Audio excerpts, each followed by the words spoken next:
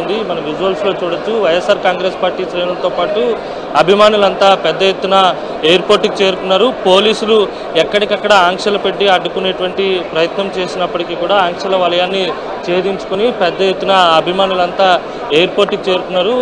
ధైర్యం చెప్పనున్నారు వైఎస్ జగన్. ఇదే ప్రమాదంలో మృత్యువుతో పోరాడి ప్రాణాలతో బయటపడ్డ కారి చిన్నాను కూడా వైఎస్ జగన్ పరామర్శిస్తారు. ఆయన ఆరోగ్య పరిస్థితిని అడిగి తెలుసుకుంటారు.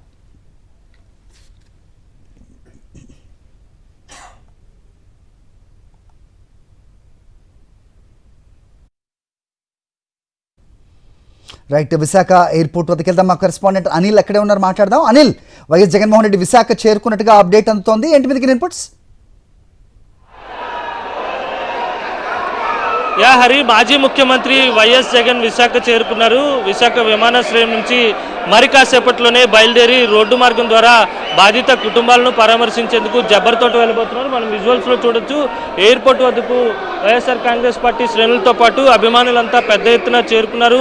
పోలీసులు ఎక్కడికక్కడ అడ్డుకునేటువంటి ప్రయత్నం చేసి ఆంక్షలు పెట్టారు. ఎయిర్పోర్ట్ మెయిన్ గేట్ నుంచి లోపలికి వచ్చేటువంటి క్రమంలో దాదాపు 3 చెక్ పోస్టులు పెట్టి ఎక్కడికక్కడ వైఎస్ఆర్సీపీ శ్రేణులను అడ్డుకొని లోపలకు రానివ్వకుండా అనేక బారికేడ్లు పెట్టి అడ్డుకునేటువంటి ప్రయత్నం చేశారు. అయినప్పటికీ కూడా ఆంక్షల వలయాన్ని ఛేదించుకొని పెద్ద ఎత్తున వైఎస్ఆర్సీపీ శ్రేణులతో పాటు వైఎస్ఆర్ కాంగ్రెస్ పార్టీ నేతలంతా కూడా ఎయిర్పోర్ట్ వద్దకు చేరుకున్నారు. తమ నేతకు ఘన స్వాగతం పలికేందుకు వారంతా సిద్ధంగా ఉన్నారు. బాధిత మత్స్యకార కుటుంబాలను మరి కాసేపట్లోనే మాజీ సీఎం వైఎస్ జగన్ పరామర్శించబోతున్నారు. ఆ కుటుంబాలకు ధైర్యం చెప్పబోతున్నారు.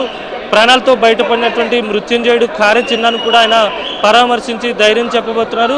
అలాగే ఘటనకు సంబంధించినటువంటి ప్రభుత్వం అత్యంత నిర్లక్ష్యంగా వ్యవహరించినటువంటి తీరు ఏదైతే ఉందో ఆ తీరుకు సంబంధించినటువంటి కూడా ఆయన మాట్లాడబోతున్నారు. ముఖ్యంగా సమాచారం అందిన వెంటనే కనుక ప్రభుత్వం అలర్ట్ అయ్యి సహాయక చర్యలు చేపట్టి ఉండుంటే, గాలింపు చర్యలు చేపట్టి ఉండుంటే కనుక పూర్తిగా గల్లంతైనటువంటి మత్స్యకారుల ఆచూకీ వెంటనే లభ్యమయ్యేటటువంటి ఆలోచన కూడా మత్స్యకారుల్లో ఉంది. ఆ అభిప్రాయాన్ని కూడా మత్స్యకారులు వ్యక్తపరిచారు. ప్రభుత్వం పూర్తిగా నిర్లక్ష్యంగా వ్యవహరించిన కారణంగానే నేటికి 6 మత్స్యకారుల ఆచూకీ తెలియకుండా పోయిందని ఆ బాధిత కుటుంబాలు తీవ్రమైనటువంటి వేదనలో ఉన్నాయి.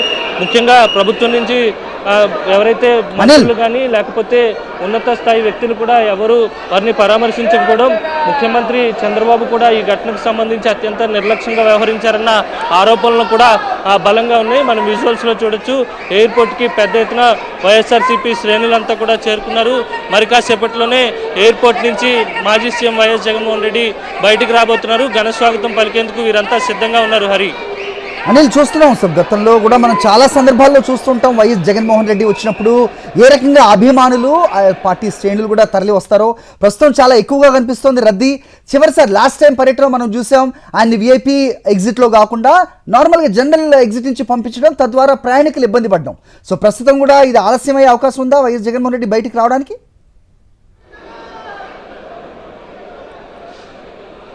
మాజీ సీఎం వైఎస్ జగన్ ఏ గేట్ నుంచి బయటకు వస్తారనే గందరగోళ వాతావరణాన్ని పోలీసులు సృష్టించారు. విఐపీ ఎంట్రన్స్ ఉంది, మరోవైపు కామన్ అరైవల్స్ ఉంది. 2 పక్కల నుంచి కూడా వచ్చేటువంటి అవకాశం ఉందని మొదటి నుంచి చెప్తూ వచ్చారు. ఇప్పుడు ఆ కామన్ అరైవల్స్ నుంచి వస్తారా, విఐపీ గేట్ నుంచి వస్తారా అనేది ఇంకా వేచి చూడాలి. కొద్దిసేపటి క్రితమే విశాఖ విమానాశ్రయానికి మాజీ సీఎం వైఎస్ జగన్ చేరుకున్నారు. మరి కాసేపట్లోనే బయటకు రాబోతున్నారు. పెద్ద ఎత్తున అభిమానులంతా కూడా ఘన స్వాగతం పలికేందుకు సిద్ధంగా ఉన్నారు.